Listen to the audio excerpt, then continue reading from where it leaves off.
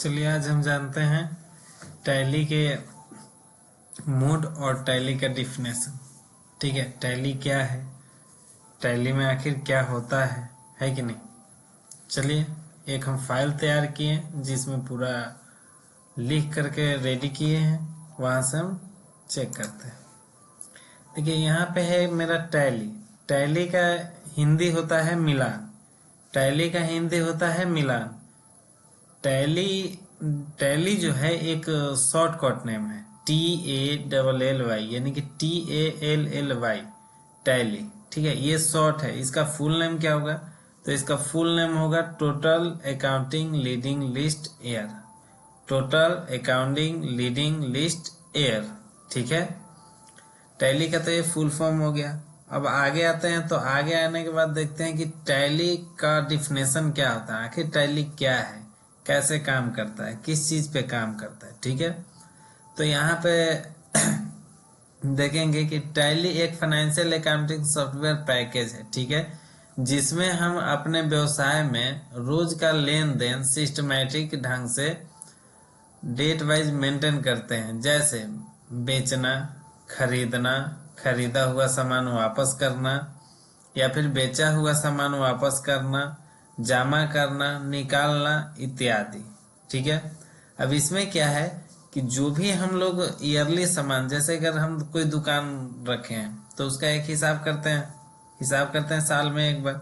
वैसे ही इसमें टैली में बोल रहा है कि यह एक फाइनेंशियल अकाउंटिंग सॉफ्टवेयर पैकेज है जिसमें हम अपने व्यवसाय का रोज का लेन देन सिस्टमैटिक ढंग से डेट वाइज मेंटेन करते हैं। आखिर हम लोग कोई ना कोई डायरी पे लिखते हैं, तो जैसे डायरी पे लिखते हैं तो उसका हिसाब करते हैं ना। जो कोई पैसा पेमेंट करने आता है तो मान लेते हैं कि 10 दिन का सामान वापस दिए हैं, 10 दिन, और उसमें से वो 10 दिन का जो सामान वापस वो मुझे पैसा वापस करने आएगा, तो उसमें क्या होता है, हम लोग उसमें जोड़ के और घटा करके उसका पैसा मेंशन कर देते हैं।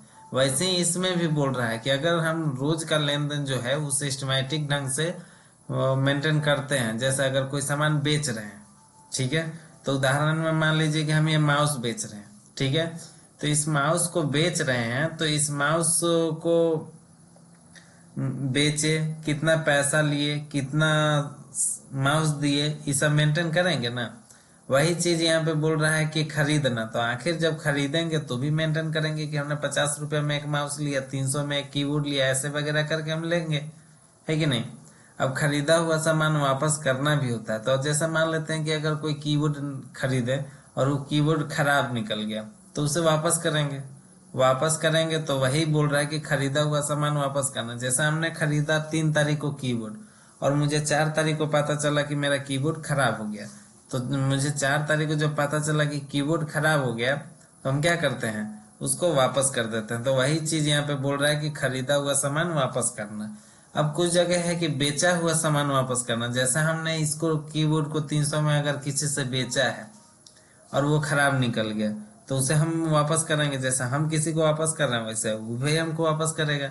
वैसे ही बिका हुआ सामान जो होता है वो वापस करना होता है, या फिर जमा करना, जैसे कि हम बैंक में पैसा जमा करते हैं, जो हमें पैसा, अब इसमें से जो प्रॉफिट हो रहा है वो पैसा हम बैंक में जमा भी कर दी। ठीक है, उस बैंक में अगर जमा कर रहे हैं, तो अगर जमा कर रहे हैं तो भी मेरा टैली में आएगा, और निकाल रहे हैं तो भी टैली में, क्योंकि एक जो लेन देन होता है वो भी एक टैली में ही आता है। देखते हैं बैंक वाले जो भी होते हैं साल में एक बार, जैसे बोला जाता है कि क्लोजिंग मार्च चल रहा है, क्लोजिंग मार्च यानी कि उस साल का जितना भी लेन देन होता है, जितना भी हिसाब होता है, उसको वो क्या करता है, एक बार बैठ के एक साल का हिसाब को मेंटेन करता है। कितना पैसा आया साल में, कितना पैसा गया, कितना प्रॉफिट कमाए, कितना वर्कर को दिए। ठीक है, यही सब चीज यहाँ पे मेंशन किया जाता है, इसे ही टैली बोलते हैं। ठीक है।